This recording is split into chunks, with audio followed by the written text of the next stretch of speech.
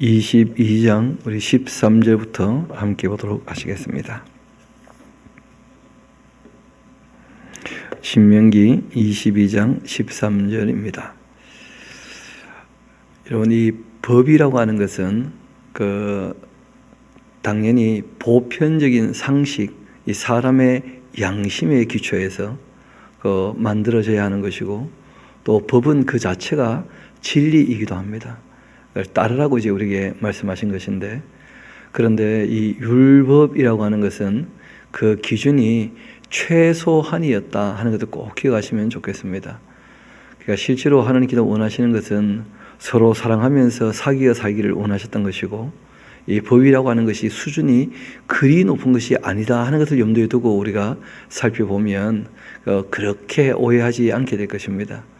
그래서 이 법들을 볼 때 이런 이야기가 다 있나 싶어도 실제로는 그것보다 못해서는 절대 안 되는 것이죠. 그것보다 덜 이상이어야 되는 것이니까 이 법을 읽을 때 혹시 오해하실까 봐, 저도 어릴 때 그런 오해가 있었거든요. 성경의 법은 최고다 이런 식으로 생각을 했어요. 틀린 말은 아닌데 옳은 말도 아니었던 거예요. 알고 보니까 성경의 법은 최소한의 법이에요. 최소한의 법. 최고의 법은 사랑의 법입니다. 사랑의 법.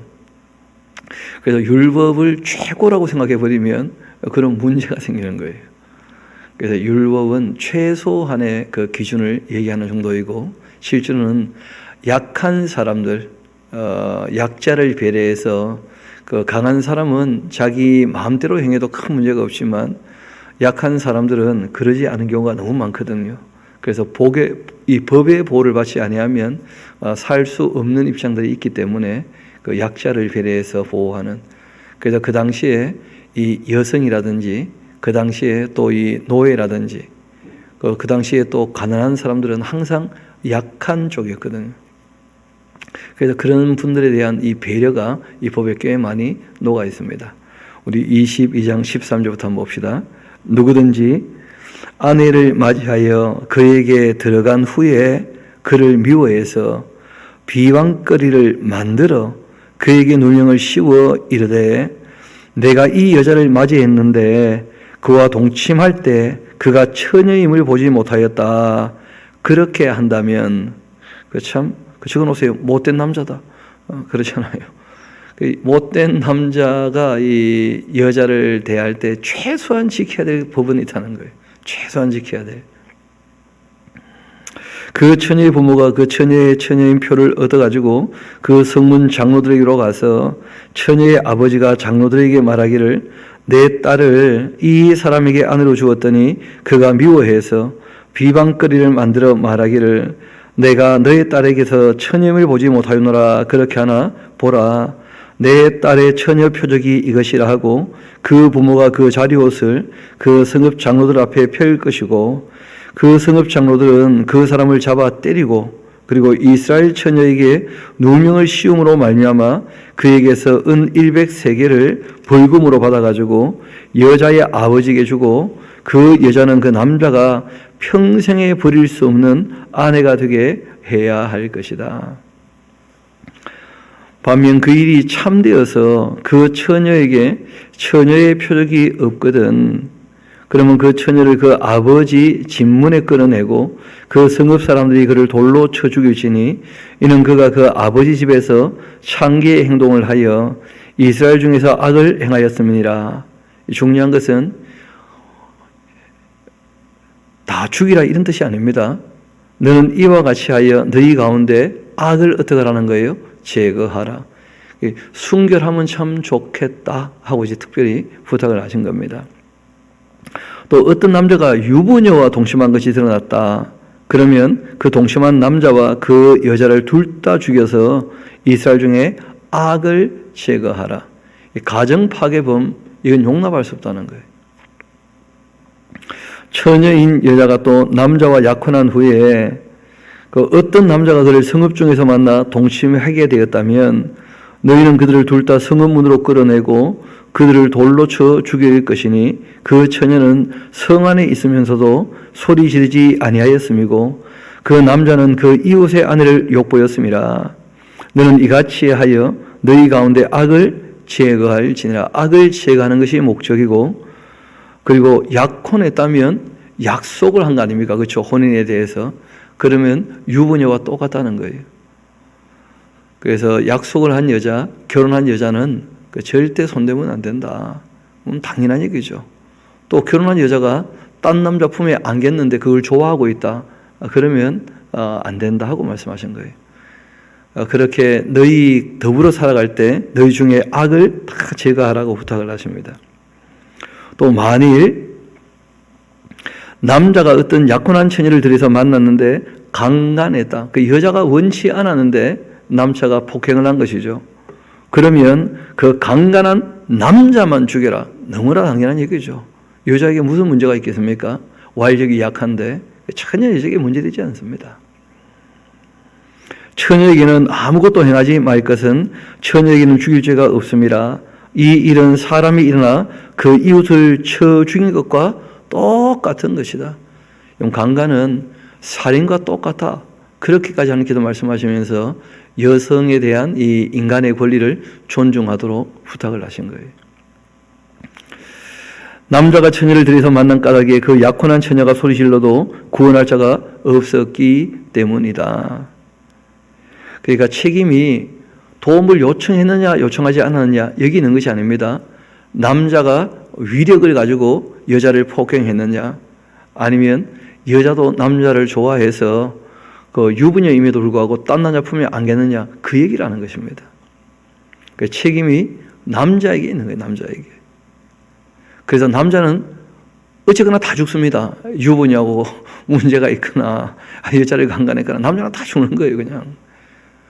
그러니까 절대 완력을 가지고 자기보다 이 완력이 약하다고 해서 여자를 폭행하는 것 있을 수 없는 얘기라는 거예요. 하나님께서. 이어봅시다. 만일 남자가 약혼하지 아니한 처녀를 만나서 그를 붙들고 동침하는 중에, 강간이 아니고 다 동침이죠. 동침.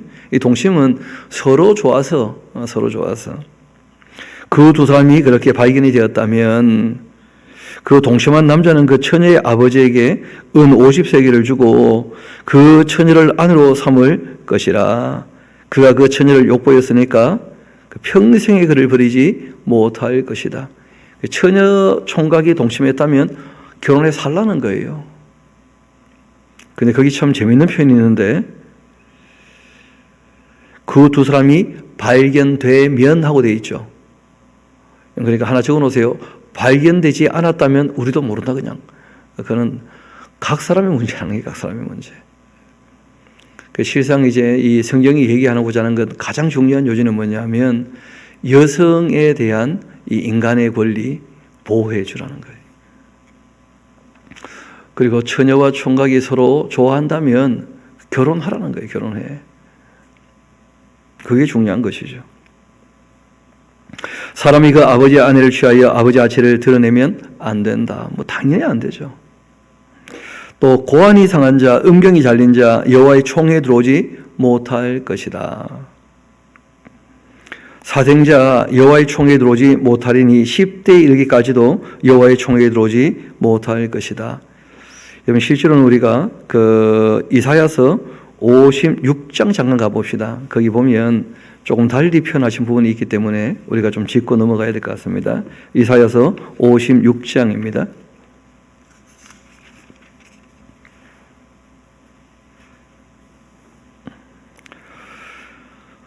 1절부터 한번 봅시다. 여호와께서 이와 같이 말씀하시기를 너희는 정의를 지키며 의를 행하라. 이는 나의 구원이 가까이 왔고 나의 공의가 나타날 것이기 때문이다. 그렇게 하셨고 안식일을 지켜 더럽히지 아니하며 그의 손을 금하여 모든 악을 행하지 아니하여야 하나니 이와 같이 하는 자, 이와 같이 굳게 잡는 사람은 복이 있을 것이다. 여호와께 연합된 사람이라면 이방인이라 할지라도 말하기를 여호와께서 나를 그 백성 중에서 반드시 갈라내시라. 그렇게 하지 말고 하나님께 연합된 사람이라면 고자도 말하기를 나는 마른 나무라. 그런 말 하지 말라는 거예요. 여호와께서 이와 같이 말씀하시기를 나의 안식일을 지키며 내가 기뻐하는 일을 선택하며 나의 언약을 굳게 잡는 고자들에게는 내가 내 집에서 내 성 안에서 아들이나 딸보다 나은 기념물과 이름을 그에게 주며 영원한 이름을 주어 끊어지지 않게 아니하게 할 것이며 또 여호와와 연합하여 그를 섬기며 여호와의 이름을 사랑하며 그 종이 되며 안식일을 지켜 더럽히지 아니하며 나의 언약을 굳게 지키는 이방인마다 내가 곧 그들을 나의 성산으로 인도하여 기도하는 내 집에서 그들을 기쁘게 할 것이다. 그들의 그 번제와 희생을 나의 제단에서 기꺼이 내가 받게 되니 이는 내 집은 만민이 기도하는 집이라 일컬음이 될 것임이라. 이스라엘이 쫓겨난 자를 모으시는 주 여호와가 말하노니 내가 이미 모은 백성 외에 또 모아 그에게 속하게 하리라. 그렇게 하셨다는 거예요. 여러분, 그러니까 여기 지금 신명기에서 얘기하고 있는 고안이 상한 자, 음경이 잘린 자, 사생자 하는 것은 다 어떤 사람들이냐면 하나님과 연합될 수 없는 우상 숭배를 위해서 자기 고안을 짜는 사람을 얘기해요. 그 사생자도 마찬가지입니다. 신에게 바쳐진 그 여자가 있어요. 이 성창이라 그렇게 얘기를 하는데, 그런데 이 여자로 말미암아 태어난 아이라면 그 아버지가 누군지도 알 수 없고 뭐. 그래서 하나님께서 절대 그렇게 다른 우상에게 드려진 사람들 하나님께 올 수 없다. 그렇게 말씀하신 겁니다. 본질은 거기 있는 거예요. 그래서 우리가 그 배경을 모르고 그냥 읽어버리면 오해가 생길 수 있기 때문에 제가 이사야서 56장을 좀 찾아서 그 읽어드리게 된 것인데, 그 하나님과 연합되어 있다면 아무 문제가 없습니다. 살다가 보면 이런 이 문제가 있을 수 있고, 또 바벨론 포로로 잡혀갔을 때 그 신에게 자기를 드린 사람은 아니었는데 다니엘, 하나냐, 미사엘, 아사랴 같은 분은 환관장이 관리한 거 보면 환관이 되었을 가능성이 크거든요. 그러니까 뭐 이 남의 나라의 속국이 되어가지고 자기가 원하지 않았지만 어떤 이 정치적 배경 때문에 그런 일을 당하게 된 사람들이 있다는 거예요. 그런 사람들이 이제 70년이 차고 다시 바빌론으로 돌아오려고 할 때, 이 율법에 보면 고안 상한 자는 하나님께 못 간다고 했는데 하고 이제 오해할 수 있으니까, 그래서 이사야를 통해서 그때 그 말은 그런 말이 아니었던 거다 하고 다시 밝혀주신 거예요. 하나님께 연합되어 있다면. 그러니까 여기서 얘기하는 고안 상한 자나 또는 사생자 하는 것은 다 어떤 사람들이냐면 우상에게 자기를 바쳤던 사람들, 또 우상에게 자기를 바쳤던 사람들의 그 자손들 중에 성창의 아이들, 이런 아이들은 그 아버지가 없죠. 그러니까 아버지가 없는 아이들이 문제가 되느냐? 그렇지 않습니다. 성경은 끊임없이 하나님을 얘기할 때 고아의 아버지가 되시는 분이시다, 늘 그렇게 얘기를 해요. 그래서 늘 고아와 또 과부, 레위인을 너희가 꼭 챙겨주고 또 나그네를 너희가 대접을 잘해야 된다 하고 성경이 끊임없이 우리에게 부탁하시거든요. 사회적 역사를 돌보도록 그렇게 부탁을 하고 계셔요. 그래서 우리가 그 당시 역사적 배경을 조금 염두에 두고 이제 읽어야 그 오해 없이 읽을 수가 있습니다. 그래서 하나님께 연합되지 아니한 우상에게 자기를 드려서 이 고안이 상했거나 또 우상에게 자기를 드렸던 여자가 너무 많은 남자를 상대하다 보니까 자기 애가 누구인지도 모르는 그런 일들이 있어서는 안 된다는 거예요. 이어봅시다. 암몬 사람과 모압 사람은 여호와의 총회에 들어오지 못할 것인데 그들에게 속한 자는 10대뿐 아니고 영원히 여호와의 총회에 들어오지 못한다 하고 이제 강조를 하신 것인데요.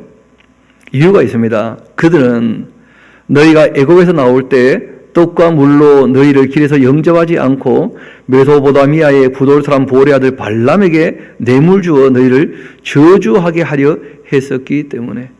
그러니까 여전히 모압과 암몬이라는 인종 자체가 문제가 되는 게 아닙니다. 모압과 암몬이 우상을 섬기면서 이스라엘 백성들을 어떻게 했다는 거예요? 타락시켰기 때문에 그렇다는 거예요.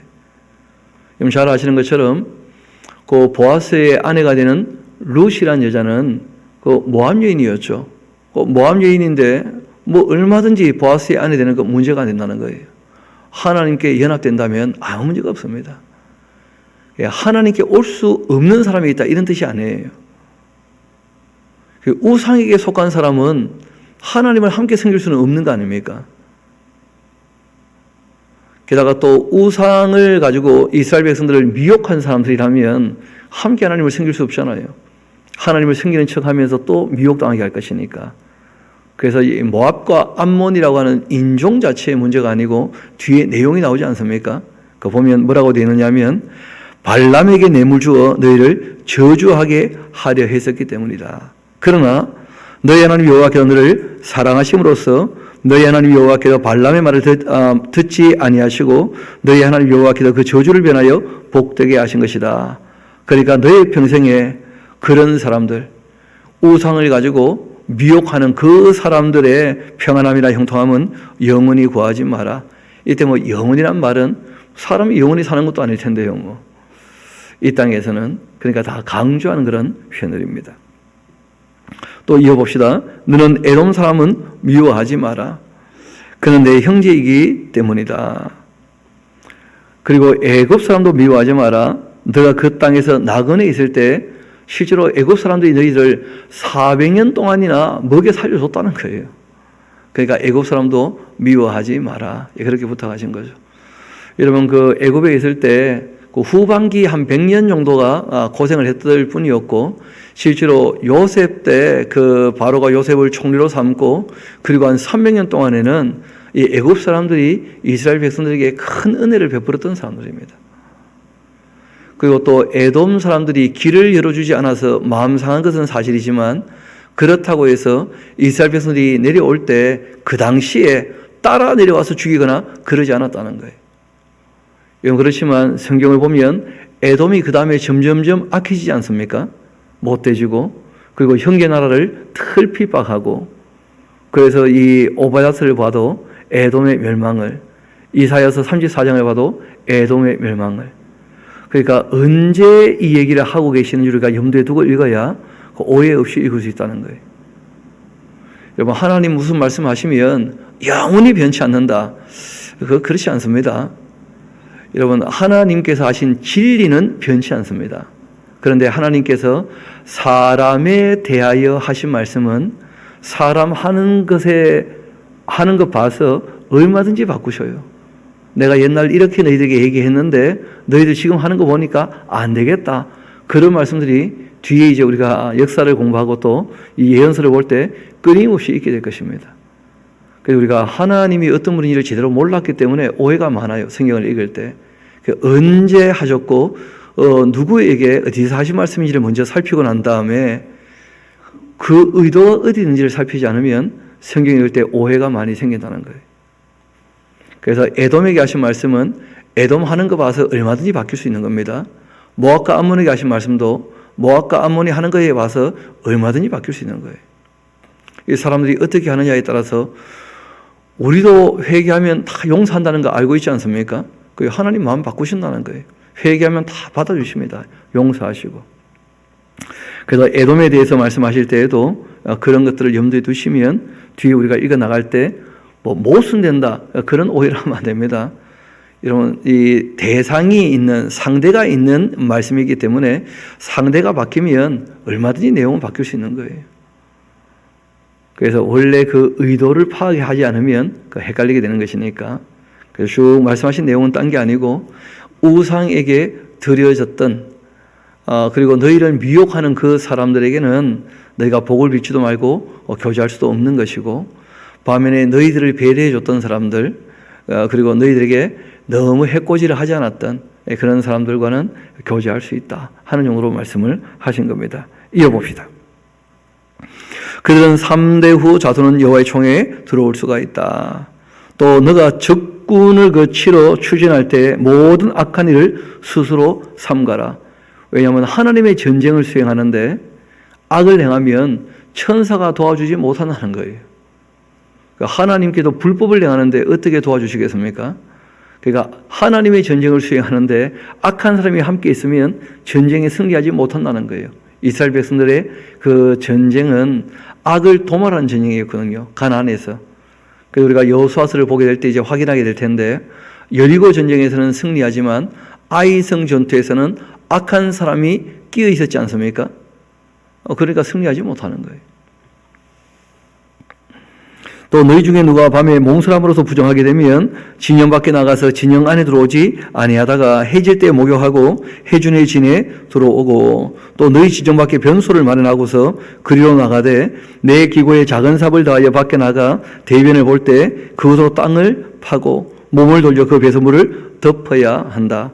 이때는 뭐 잘 아시는 것처럼 그 진영이 있으니까 뭐 군대도 마찬가지일 겁니다. 밖에 나가서 훈련할 때 화장실이 완비되어 있거나 그러지 않잖아요. 그렇죠?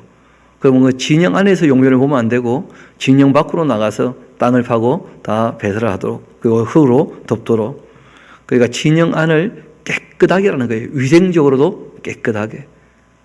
진영 안이 들어오시면 하나님도 함께하기 어렵다. 그런 말씀을 하십니다.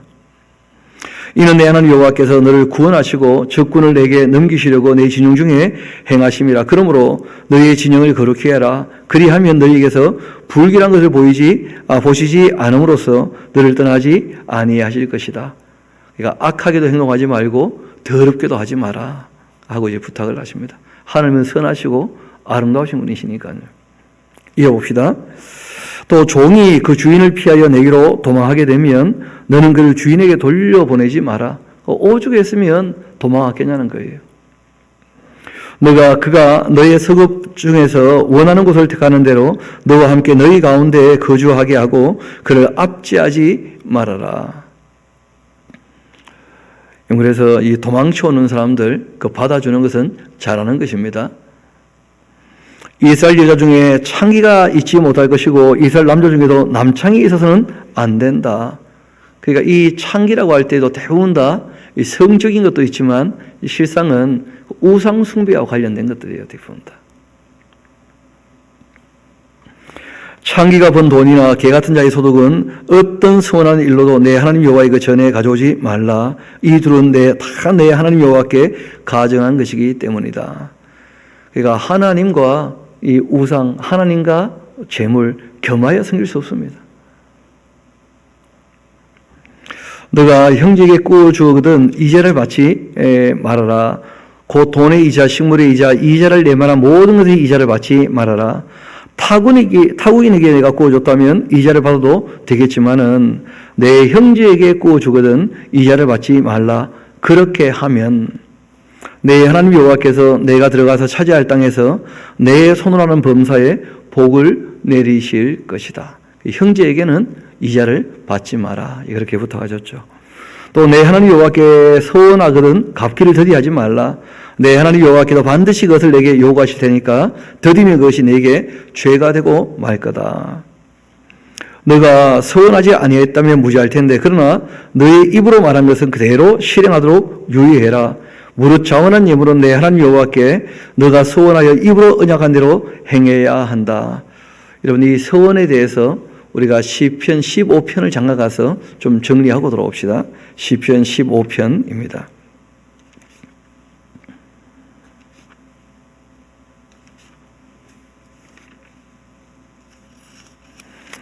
다윗이란 인물이 그 노래를 부를 때 본인이 하나님께 서원을 했다가 곤혹을 치른 적들이 있었거든요.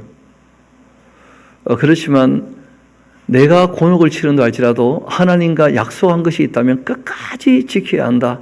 이것이 이제 다윗의 자세였다는 거예요. 우리 한번 봅시다. 여호와여 주의 장막에 머무를 자가 누구며 주의 성산에 사는 자 누구이겠습니까? 정말 하나님의 나라를 사모한다면 정직하게 행하며 공의를 실천하며 그 마음의 진실을 말하며 그의 혀로는 남을 허물하지 않고 그의 이웃에게 악을 행하지 않고 그 이웃을 비방하지 않고 그 눈은 망령된 자를 멸시하며 여호와를 두려워하는 자들을 존대할 뿐 아니라 그 마음에 서원한 것은 자기에게 해로울지라도 되어 있는데 손해가 된다 할지라도 그런 뜻입니다. 변하지 아니하며 그 이자를 받으려고 돈을 꾸어주지도 아니하고 뇌물을 받고 무지한 자를 해하지 아니하는 자이니 이런 일을 행하는 자는 영원히 흔들리지 아니할 것입니다. 그렇게 되어 있어요. 그래서 정말 하나님 나라를 바라본다면 이 땅에서 조금 손해보는 것보다는 약속을 지키는 것이 훨씬 잘한다는 거예요. 손해 안 보려고 하다가 약속을 깨뜨리지 않도록 오히려 그렇게 부탁을 하시죠. 우리 다시 본문으로 돌아오도록 합시다. 그래서 소원은 지켜야 한다 하고 말씀하시죠. 그리고 예수님은 이후에 달리 말씀하셨습니다. 하나님하고 무슨 약속을 하지 마라, 약속을. 그냥 하나님 말씀을 읽고 듣고 배워보고 하나님을 사랑하는 마음으로 하나님 앞에서 할 것은 하면 되는 것이다. 그게 신앙이지. 너희들이 뭘 걸고 하나님하고 언약을 맹세를 할 수 있겠냐. 맹세 자체를 하지 말라는 거예요, 서약을. 이건 그래도 우리가 뭐 서약 안 할 수 없죠. 몇 가지는 서약을 할 수밖에 없는데 세례 서약을 하고 혼인 서약을 하고 임직에 대한 서약을 하거든요. 그 약속을 했으면 지키면 되는 것이죠. 그리고 더 잘하는 것은 말씀을 읽고 난 다음에 그 말씀에 하나님께서 하라 하신 말씀에 하면 되는 거예요. 그러니까 하지 말라 하신 말씀에 하면 되는 거예요. 하라는 거 하고 하지 말라는 거 안 하면 되는 것이니까. 이어봅시다. 23장 24절이죠. 내 이웃의 포도원에 들어갈 때 마음대로 그 포도를 배불리 먹어도 되지만 그러나 그릇에 담아서는 안 된다. 또 내 이웃의 곡식밭에 들어갈 때는 내가 손으로 그 이삭을 따도 되는데 그러나 내 이웃의 곡식밭에 낫을 대거나 해서는 안 된다. 그러니까 너무 배고프면 따먹는 거 큰 문제 없다는 거예요. 지금은 그러면 안 됩니다. 지금은 편의점이 있기 때문에 사 먹어야 됩니다. 이때는 전혀 그런 게 없었기 때문에 식당이라든지 편의점 이런 게 전혀 없기 때문에 나그네가 지나가다가 너무 배고프면 과일을 따먹거나 아니면 곡식을 이렇게 비벼 먹거나 아무 문제가 없다는 거예요. 왜냐하면 모든 게 다 하나님이 내신 것이거든요. 하나님께서. 이어봅시다. 또 사람이 아내를 맞이하여 데려온 후 그에게 수치되는 일이 있음을 발견하고 그를 기뻐하지 아니하면 이혼 증서를 써서 그 손에 주고 그를 자기 집으로 내보낼 것이고 그 여자는 그 집에 나가서 다른 사람의 아내가 되려니와 그 둘째 남편도 그를 미워하여 이혼 증서를 써서 그 손에 주고 그를 자기 집에서 내보냈거나 또는 그를 아내로 맞이한 둘째 남편이 죽었다 하자. 그 여자는 이미 몸이 더럽혀졌으니까 그를 내보낸 전 남편이 그를 다시 아내로 맞이하지 말지니 이 일은 여호와 앞에 가정한 것이라. 너는 내 하나님 여호와께서 너가 기업으로 주려는 땅을 범죄하게 하지 말아라. 여러분 참 안타까운 게 다윗 같은 인물도 미갈이 이미 딴 남자의 아내가 되어 있었지 않습니까? 그런데 굳이 그 여자를 데리고 왔다가 가정이 풍비박산나는 그런 모습을 볼 수 있어요. 다윗 같은 인물인데도 불구하고 율법을 제대로 알고 실천하지 않았다는 거예요. 그 히스기야 같은 사람도 마찬가지죠. 꺼려서 버렸던 헵시바 같은 여자도 받아들여가지고 므낫세 같은 괴물단지가 태어나고 그러거든요. 그래서 성경은 이런 부분에 관해서 꺼려서 함께하지 못하게 되었다면 그러면 딴 남자에게 이미 갔다가 또 돌아온다면 받아들이지 말라 하는 식으로 이제 말씀을 하신 겁니다. 시상 여기서 기뻐하지 아니하면 하는 말이 나와요. 그래서 나중에 예수님께서 말씀하신 것이 원래는 그렇지 않다는 말씀을 하셨어요. 그러니까 갈라서는 것 자체가 안 되는 겁니다. 여러분 실제로 다윗 이전에 미갈이 문제가 있죠. 사울 집안이. 아니 다윗과 이혼한 적이 없는데 그 여자를 딴 사람에게 또 시집 보내면 어떡합니까 미갈을. 그러니까 참 이 권력의 세계는 어떻게 보면 참 끔찍해요. 사람이 사람으로 인정받지 못하고 권력 유지를 위해서 별별 짓을 다 하는 것이 권력의 세계거든요. 그래서 우리가 그런 걸 좀 주의해 볼 필요가 있습니다. 정말 조심해야 되고 뭐 부자가 되거나 손에 힘이 있거나 그럴 때 오히려 하나님을 떠나고 자기 멋대로 하는 경우가 많아질 수 있다 하면서 하나님께서 나는 그런 것을 염려한다 그런 말씀들을 하시거든요. 그래서 하나님께서 짝지어 주신 것은 사람이 나누지 않는 것이 이게 본질이다 하고 말씀하셨습니다. 예수님께서. 원래 창세기도 그렇게 시작을 하죠. 그렇죠? 남자가 부모를 떠나 그 아내와 하나가 되는 것. 그리고 하나님께서 하나 되게 하신 것 사람이 나누어서는 안 나는 거죠. 이어봅시다. 5절입니다.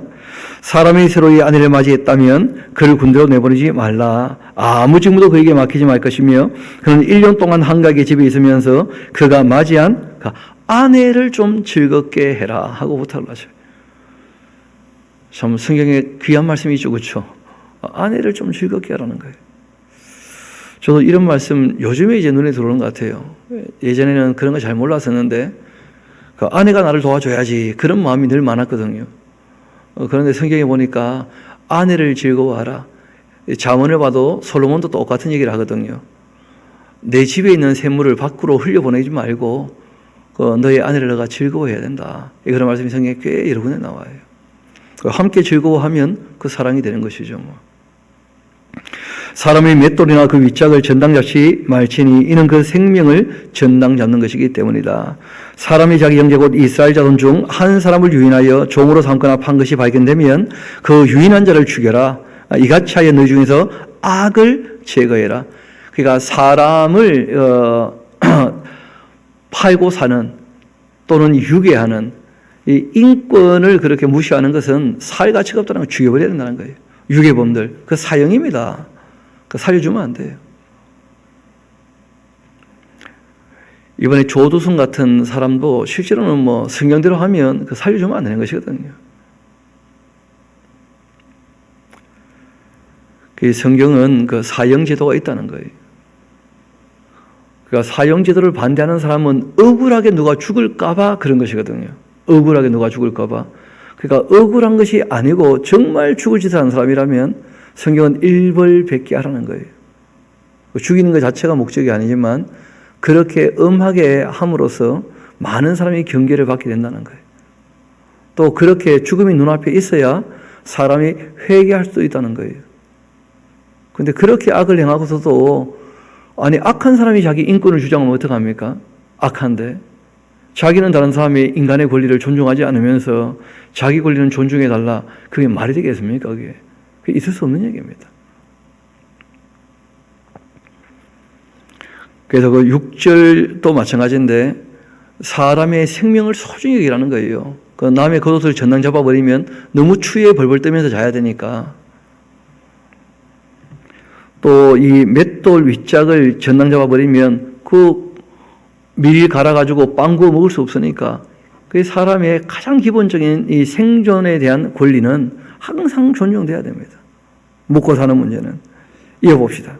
8절 너는 나병에 대하여 삼가서 레위 사람 제사장들이 너희에게 가르치는 대로 너가 힘써 다 지켜 행하되 너희는 내가 그들에게 명령한 대로 지켜 행하라. 너는 애굽에서 나오는 길에서 내 하나님 여호와께서 미리암에게 행하신 일을 기억을 하라. 그러니까 나병은 그 레위기 13장이 아주 상세히 잘 기록하고 있죠. 그렇죠? 그래서 전문가에게 병은 물어보면 된다. 그런 뜻이고 미리암은 비방하다가 병 걸렸지 않습니까? 그래서 사람을 비방하지 말도록 하나님 그가 안 좋아하신다 하는 것을 명확히 짚고 넘어가죠. 내 이웃이 무엇을 구워줄 때 너는 그 집 들어가 전당물을 취하지 말고 그리고 너는 밖에 서 있고 내게 꾸는 자가 전당물을 밖으로 가지고 나와 내게 주게 그렇게 하라. 남의 집에 함부로 들어가면 안 된다는 거예요. 그가 가난한 자이면 너는 그 전당물을 가지고 자지 말고 해질 때 그 전당물을 반드시 그에게 돌려주어라. 그리하면 그가 그 옷을 입고 자며 너를 위하여 축복할 테니까 그 일이 너희 하나님 여호와 앞에서 너의 공의로움이 될 것이다. 그러니까 약한 사람들을 배려해 주라는 거예요. 그러니까 돈 빌려줬는데 갚지 못한다고 그 집에 들어가서 막 아무 물건이나 가지고 나오고 그런 만행을 저지르면 안 돼요. 그 갚을 게 없으면 참아줘야죠. 기다려주고. 왜냐하면 그거 없어도 자기는 사는데 지장이 없잖아요. 빌려줄 만한 입장이 있는 사람이었다면. 이어봅시다.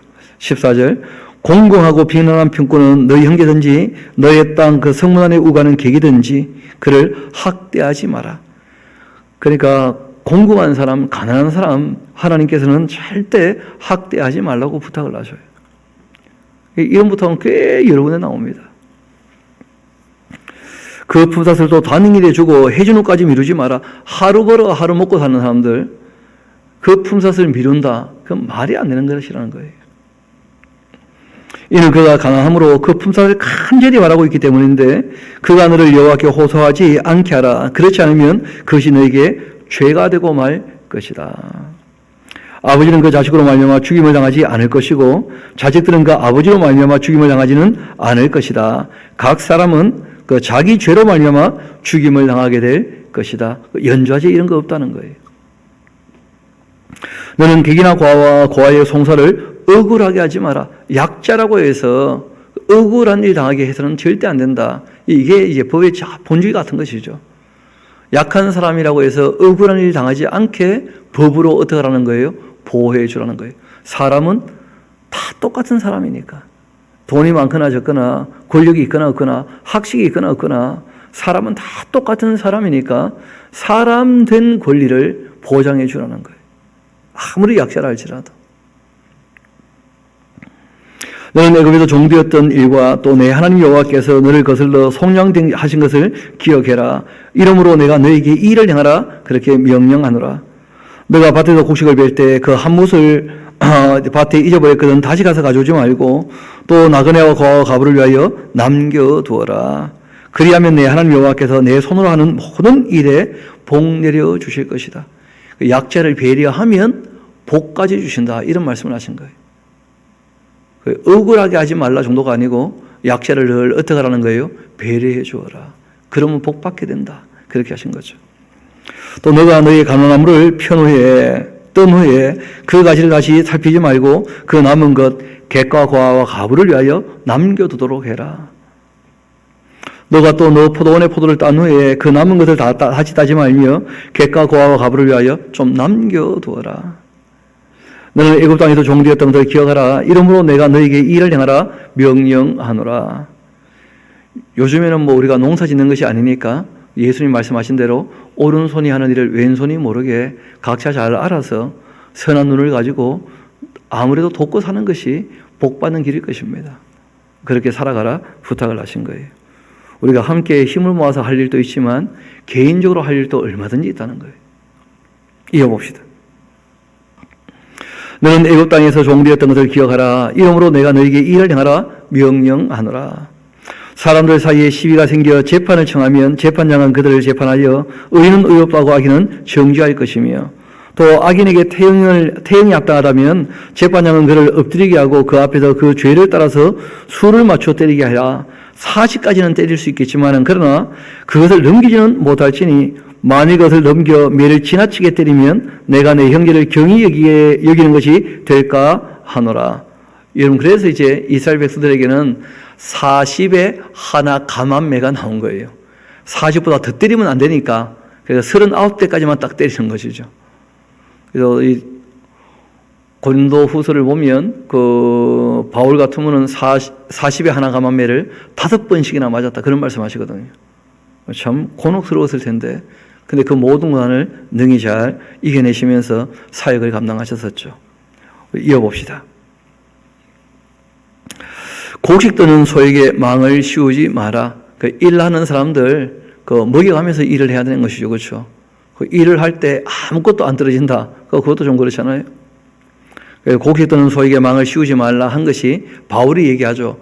이거 소를 보고 하신 말씀이겠는가 하시면서 그래서 일꾼들에게 그 일한 대로 합당한 대가를 지불하는 것이 너무나 옳지 않는가 그런 말씀을 하신 적이 있죠. 형제들이 함께 사는데 그 중에 하나가 죽고 아들이 없거든 그 죽은 자의 아내는 나가서 타인에게 시까지 말 것이고 그 남편의 그 형제가 그에게로 들어가서 그를 맞이하여 아내로 삼아 그 남편의 형제된 의무를 그에게 다 행할 것이요 그 여인이 낳은 첫 아들이 그 죽은 형제의 그 이름을 잊게 하여서 그 이름이 이스라엘 중에서 끊어지지 않게 할 것이니라. 그러나 그 사람이 만일 그 형제의 아내 맞이하기를 즐기하지 아니하면 그 형제의 아내는 그 성문으로 장로들에게로 나가서 그 말하기를 내 형제의 그 남편의 그 형제가 그 형제의 이름을 이스라엘 중에 잊기를 싫어해서 남편의 형제된 그 의무를 내게 행하지 아니하나이다 그렇게 할 것이고 그 성읍 장로들은 그를 불러다가 말할 것이며 또 그가 이미 정한 뜻대로 말하기를 내가 그 여자를 맞이하기를 즐기하지 아니하노라 그렇게 하면 그 형제의 아내가 장로들 앞에서 그에게 나아가서 그의 발에서 신을 벗기고 그 얼굴에 침을 뱉으며 이르기를 그 형제의 집을 세우기를 즐기지 아니하는 자에게는 이같이 할 것이라 그렇게 하고 이스라엘 중에서 그 이름을 신벗김 받은 자의 집이라 그렇게 부를 것이니라. 그러니까 자기 형제의 그 집안이 끊이지 않도록 하라 하고 부탁을 하셨어요. 이거는 이제 그 당시 그들에게는 꼭 필요한 법이었는데 왜냐하면 여성에게 자녀가 없으면 살 길이 없다는 거예요. 자녀가 있는 여자라면 그 동생이 들어가서 형수를 책임지고 그럴 일이 없습니다. 그런 것이 아니고 그 형수가 애가 없는데 혼자 되었는데 그 어떻게 하는가? 그러면 그 형제가 거기에 아기씨를 하나 넣어주어서 대를 잇도록 하고 그 여자가 삶을 영위할 수 있도록 자기 형의 그 가문이 이어질 수 있도록 그렇게 하라고 부탁하신 거예요. 이런 것은 지금 우리는 사회복지제도가 잘 되어져 있기 때문에 이것은 우리가 문자대로 그렇게 적용할 수 있는 것은 아니죠. 그 의도는 거기 있다는 거예요. 여자 혼자 어떻게 살 것인가 그 책임을 좀 져줘라. 그 가족들이 그렇게 부탁을 하시고 그 아기가 있으면 그 아이가 장성하면서 엄마를 부양할 수 있으니까 이렇게 얘기를 한 것입니다. 11절 봅시다.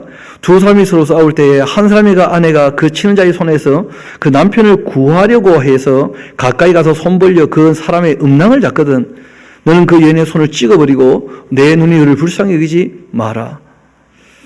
그리고 너는 내 주머니에 두 종류의 저울추옷 큰 것과 작은 것 동시에 넣어두지 마라. 또 너 집에 두 종류의 대옷 큰 것과 작은 것 두지 마라. 그러니까 상업을 할 때에도 어떻게 하는 거예요? 공의롭게 정찰제를 하는 것이 잘하는 것입니다. 비싸게 부르고 깎아주고 실제로 깎아주는 게 아니고 원래 값 다 받는 거죠. 그런 식으로 하지 말라는 거예요. 장사를 할 때 정찰제 저울줄 두 가지를 갖고 있거나 대를 두 가지를 갖고 있거나 그렇게 남을 속여서는 안 된다. 그런 것이죠. 오직 온전하고 공정한 저울줄을 두며 온전하고 공정한 대를 둘 것이라. 그리하면 너희의 하나님 여호와께서 내게 주는 땅에서 너희의 날이 길게 될 것이다. 그러니까 상업도 공정해야 더불어 함께 오래 살 수 있다는 거예요. 그러지 않으면 남을 속이면 잠시 이익을 보는 것처럼 보이지만 오래 갈 수가 없다는 거예요. 이어봅시다. 이런 일들을 행하는 자, 악을 행하는 모든 자, 내 하나님 여호와께 가증한 사람이 되고 만다. 너희는 애굽에서 나오는 길에 이 아말렉이 너희에게 행한 일을 기억해라. 곧 그들이 너를 길에서 만나 너가 피곤할 때 내 뒤에 떨어진 악한 자들을 쳤고 하늘을 두려워하지 아니하였느니라. 그러므로 내 하나님 여호와께서 내게 기업으로 주어 차지하게 하시는 땅에서 내 하나님 여호와께서 사방에 있는 모든 적군으로부터 너에게 안식을 주실 때에 너는 천하에서 아말렉에 대한 기억을 지워버리라. 너는 그 아말렉이 했던 악행들 잊지 말아라. 그들은 여전히 악하다는 거예요. 그래서 하나님께서 이 사울 때 치도록 부탁했는데 안 되었고 다윗 때 그들을 쳤죠. 그리고 이제 그 에스더 때 완전히 진멸하게 됩니다. 26장 이어봅시다.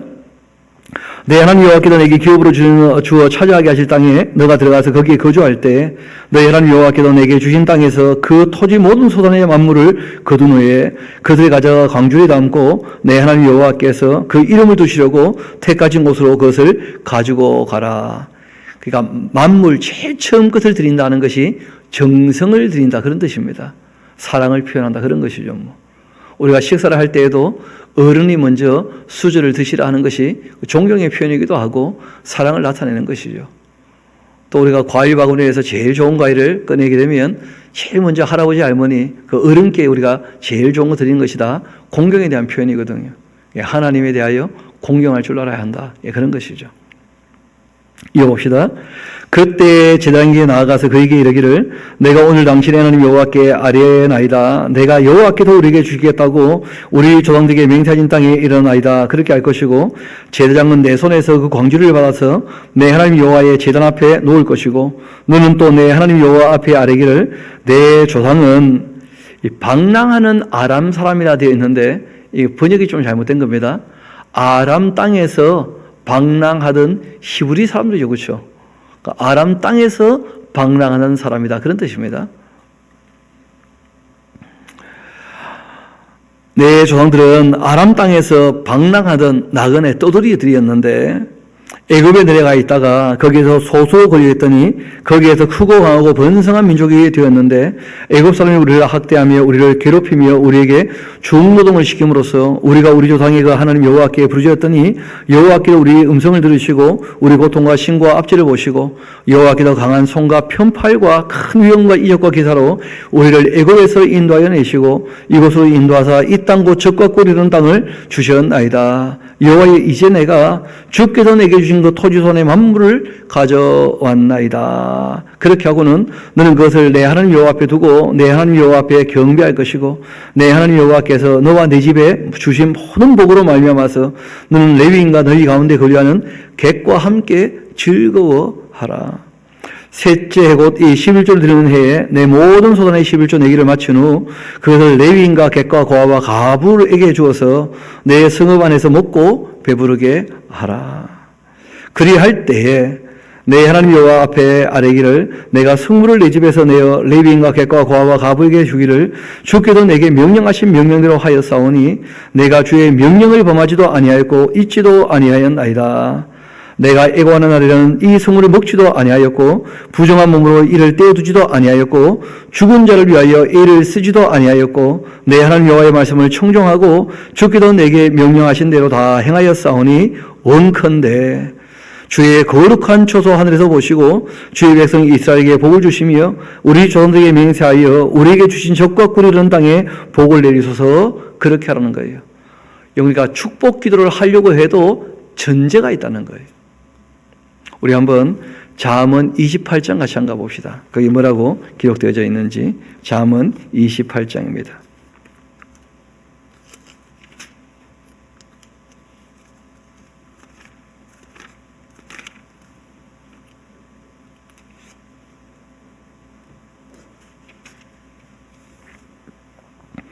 그 9절 말씀 우리가 종종 살폈던 말씀이기도 하죠. 잠언 28장 9절 사람이 귀를 돌려 율법을 듣지 아니한다면 그 기도도 어떻다는 거예요? 가증하다는 거예요. 기도도. 그러니까 하나님의 율례와 법도를 지키면서 축복을 해야 그 복이 임하게 되는 것이지 하나님의 율례와 법도를 따르지 않는데 어떻게 복이 임하겠냐는 거예요. 그래서 너희가 하나님께 복을 구하는 기도를 한다 할지라도 율법을 먼저 잘 듣고 율법을 실천하면서 그렇게 기도하라 하고 부탁하신 겁니다. 이왕 우리가 잠언까지 왔으니까 전도서 5장도 같이 한번 가봅시다. 그러니까 하나님 앞에 기도할 때 그 자세와 우리가 기도라고 하는 것이 무엇인지 우리 잠깐 보면 좋겠죠. 우리 5장 1절부터 한번 읽어드리겠습니다. 너는 하나님의 집에 들어갈 때에 너의 발을 삼가라.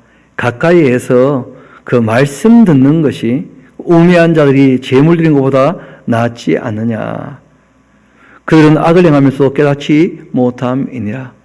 그러니까 선하신 이 말씀, 참되신 이 말씀, 의로우신 이 하나님의 말씀, 그 말씀을 늘 읽으면서 들으라는 거예요. 그리고 이어 말씀하십니다. 너는 하나님 앞에서 함부로 입을 열지 말아라. 그러니까 말씀도 안 들어보고 기도부터 한다. 그 굉장히 잘못되었다는 거예요. 함부로 입 열면 안 된다는 거예요. 급한 마음을 가지고 무슨 말을 내지 마라. 충분히 이것이 하나님께 열줄 말씀인지 그렇지 않은지 충분히 심사숙고하고 인격적으로 하나님께 아뢰어야지 급한 마음 가지고 함부로 말하고 그러지 말라 하고 부탁하십니다. 하나님은 하늘에 계시고 너는 땅에 있기 때문이다. 그런즉 마땅히 너희들은 말을 어떻게 하라는 거예요? 적게 해야 할 것이다. 그렇게 부탁하신 거예요. 그래서 우리가 하나님 말씀대로 사는 것, 그 말씀을 배우는 것, 이것을 다 하고 난 다음에 주의 말씀대로 우리가 살고 있으니까 하나님께서도 더 복 내려주시고 은혜를 베풀어 주시라. 그렇게 좋은 관계를 맺어가라는 거예요. 다시 본문의 말씀으로 돌아옵시다. 16절입니다. 26장 16절 오늘 내 하나님 여호와께서 이 규례와 법도를 행하라고 내게 명령하시나니 그런즉 너는 마음 다하고 듣다 하여 지켜 행하라. 너가 오늘 여호와를 내 하나님으로 인정하고 또 그 도를 행하고 그 규례와 법도와 명령과 법도를 지키며 그 소리를 들으려 그렇게 화근하였고 여호와께서 내게 말씀하신 대로 오늘 너를 그 보배로운 백성이 되게 하시고 그 모든 명령을 지키라 그렇게 화근하셨느니라. 그런즉 여호와께서 너를 그 지으신 모든 민족 위에 뛰어나게 하사 찬송과 명예와 영광을 삼으시고 그가 말씀하신 대로 너를 내 하나님 여호와의 그 성민이 되게 하실 것이다. 이렇게 모세와 이스라엘 장로들이 백성에게 명령하여 이를 때 모세와 이스라엘 장로들이 백성에게 오늘 너에게 명령하는 이 명령을 왜 했겠느냐? 다 지키라고 명령한 것이다. 하나님께서 왜 말씀하셨겠습니까? 그렇게 살라고 말씀하신 거죠. 너희가 요단을 건너 내 하나님 여호와께서 내게 주는 땅에 들어가는 날 큰 돌을 세우고 석회를 발라라.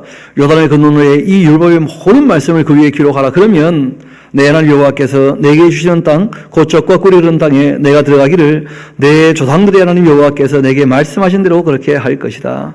너희가 요단을 건너거든 내가 오늘 너희에게 명령하는 이 돌들을 에발산에 세우고 그 위에 석회를 바를 것이며 또 거기서 내 하나님 여호와를 위하여 제단 곧 돌단을 쌓되 그것에 쇠 연장을 대지 말지니라. 너는 담지 않은 돌로 내 하나님 여호와의 그 제단을 쌓고 그 위에 내 하나님 여호와께 번제를 드릴 것이며 또 화목제를 드리고 거기에서 먹으며 내 하나님 여호와 앞에서 즐거워하라. 너는 이 율법의 모든 말씀을 그 돌들 위에 분명하고 정확하게 기록해 두어라.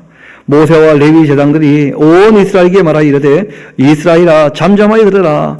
오늘 너가 내 하나님 여호와의 그 백성이 되었으니 그런즉 내 하나님 여호와의 말씀을 청종해서 내가 오늘 너에게 명령하는 그 명령과 규례를 행해야 할지니라. 그리고 모세가 그날 백성에게 명령을 합니다. 너가 요단을 건넌 후에 시몬과 레위와 유다와 이사갈 요셉과 또 베냐민은 그 백성을 축복하기 위해 그리민산에 서고 그리고 이제 르벤, 갓, 아셀, 스불론, 단, 납달리는 저주하기 위하여 에발산에 서라. 그러니까 이 에발산과 그리민산 그 중간에 있는 성읍이 세겜 성읍이에요. 세겜에 있는 두 산입니다. 레위 사람은 큰 소리로 이스라엘 모든 사람에게 말하여 이르기를 장색의 손으로 조각하였거나 부어맞는 우상은 여호와께 가정하니 그것을 만들며 은밀히 세우는 자 저주를 받을 것이라 할 것이고 모든 백성은 응답하여 말하되 아멘 할지니라. 그 부모를 경홀히 여기는 자라면 저주를 받을 것이라 할 것이고 모든 백성은 아멘 할지니라. 그 이웃의 경계표를 옮기는 자는 저주를 받을 것이라 할 것이고 모든 백성은 아멘 할지니라. 맹인에게 길을 잃게 하는 자 저주가 될 것이라 할 것이고 모든 백성은 아멘 할지니라. 기기나 고아나 과부의 송사를 억울하게 하는 자 저주를 받을 것이라 할 것이고 모든 백성은 아멘 할 것이라. 그 아버지의 아내와 동침하는 자 그 아버지 아치를 드러내었으니 저주를 받을 것이라 할 것이고 모든 백성은 아멘 할지니라. 짐승과 교합하는 모든 자 저주를 받을 것이라 할 것이고 모든 백성은 아멘 할지니라. 그의 자매고 그의 아버지의 딸이나 어머니의 딸과 동침하는 자라면 저주를 받을 것이라 할 것이고 모든 백성은 아멘 할지니라. 장모와 동침하는 자 저주를 받을 것이라 할 것이고 모든 백성은 아멘 할지니라. 그 이웃을 암살하는 자 저주를 받을 것이라 할 것이고 모든 백성은 아멘 할지니라. 무지한 자를 죽이려고 뇌물을 받는 자 저주를 받을 것이라 할 것이고 모든 백성은 아멘 할지니라. 여러분, 그러니까 실제로 율법이라고 하는 것은 크게 4개의 윤리로 이루어져 있다는 거죠. 그렇죠? 제일 먼저가 뭡니까? 신앙에 대한 윤리예요. 그러니까 창조주, 구세주, 보혜사, 심판주가 되시는 스스로 계시고 전지전능하시고 무소부지하시고 영원히 변치 않는 진짜 신, 진짜 하나님을 믿어야지. 여호와 하나님을, 그 하나님 계신 것을 인정하고 그 하나님을 정말 우리가 경외하면서 사랑하는 마음으로 그 앞에 나와서 만남을 가지고 그분에게 우리가 들은 말씀대로 순종하는 것, 그것이 신앙윤리의 가장 기본이죠. 그 다음에 생명윤리가 나오지 않습니까? 특별히 이제 약자를 배려하라 하는 것도 다 생명윤리에 관계된 것인데, 그러니까 생명 자체를 존중해야 된다는 거예요. 그러려면 생명을 따뜻하게 대해야 되겠죠. 온유함으로. 그러려면 우리가 개인의 건강이나 환경에 대한 위생도 굉장히 중요하다는 거예요. 그리고 가정윤리도 지금 꽤 여러 군데 말씀하고 계시죠. 그렇죠? 가정을 소중히 여기라는 거예요. 가정의 질서라는 게 중요하니까 부인의 순종과 남편의 책임, 그리고 서로 간에 맺은 약속이라면 어떻게 된다는 거예요? 하나님께서 짝 지어주셨다는 거예요. 하나님 앞에서 맹세했지 않습니까? 혼인 서약을 했잖아요. 그럼 그걸 깨지 않으려고 진짜 애를 써야 돼요. 서로에게 책임을 지려고, 서로 끝까지 믿어줘야 되는 것이죠. 그러려면 대화가 끊임없이 일어나야 돼요. 그리고 무엇보다 겸손해야 신뢰도, 겸손해야 대화도 다 이루어지는 것입니다. 그리고 사회윤리는 딴 걸 얘기하는 게 아니죠. 긍휼과 자비와 그리고 공의와 정의, 이런 것이 사회윤리거든요. 그래서 신앙윤리, 생명윤리, 가정윤리, 사회윤리, 윤리가 바르게 서면 그러면 하나님께서 복 주신다. 이렇게 말씀을 하신 것입니다. 우리 26절 같이 한번 읽어봅시다. 시작. 이 율법의 말씀을 실행하지 아니하는 자는 저주를 받을 것이라 할 것이고 모든 백성은 아멘 할지니라. 똑같이 할 수 있는 말씀이 있죠. 이 율법의 말씀을 실행하는 자라면 하나님께서 약속하신 대로 복을 주실 것이다. 그렇게 하면 또 아멘 하면 되겠죠. 그래서 바라기는 우리 주님께서 베푸시는 복과 은혜를 누리고 사는 저와 여러분 되시기를 소망합니다. 우리 함께 기도하도록 하시겠습니다.